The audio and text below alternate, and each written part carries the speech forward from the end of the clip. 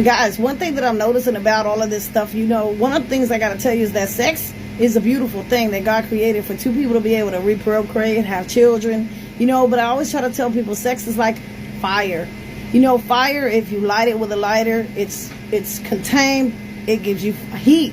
Fire inside of a chimney, if it's inside of a chimney, it warms your home. But what would happen if we was to turn around and we was to take a fire and light it in a forest? It would burn it all down. That's the same way it is with sex. God did not intend everybody to have sex with everybody and everything and everybody and switching over here, because he knew the spiritual aspect behind it. He knew that sex demon was real. We know that this is a spiritual warfare.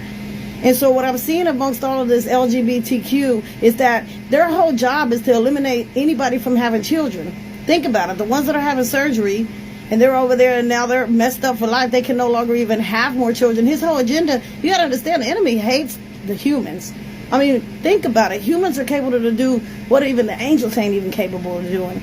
Amen. And so this spiritual warfare and all this sex going on in the schools, I really thank God that my kids were born in the 90s and in the 2000s. I thank God for that, because I don't know what I would do as a parent seeing some of the stuff that's going on in the school today. So it's really, really hard, because how are you going to homeschool your kids when you got to go to work too? And so my heart and my prayers go out to all the mothers and the fathers that are experiencing any type of sexual deviancy that's going on in these schools, man. And I'm starting to see it everywhere, and then they want to know why our kids are, it's just crazy. I just thank God that my kids were born in the 90s, but I'm seeing the spiritual warfare that's going on amongst everything, and the agenda is to stop people from being formed. Humans won't be able to go on. Think about it. A woman and a woman can't have a child. A man and a man can't have a child. So if you could put this pride spirit, okay, on a nation, then what's going to happen is all of a sudden you're going to have a very few amount of people that are able to actually labor kids. And now you got everybody out there trying to steal your kids, because of the ones that can't have no kids. And so it's a vicious cycle, and I don't know if it's going to stop. I don't know how we're ever going to come out of this, but I pray for the nation today. I prayed this morning when I woke up, because it's sad, and I feel really bad. If you can't take your kids out of school, take them home and homeschool them, because I don't see it getting any better.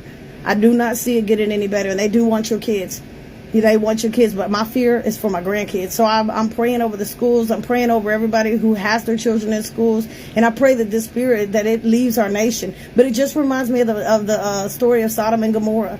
He sent angels to see how bad it was, and it was really, really bad. Men were having men with sex with kids. So y'all just stay prayed up, stay awoke, and protect your children at all costs. Because I die for mine. I'm telling you, man. I'll be in prison. Whew.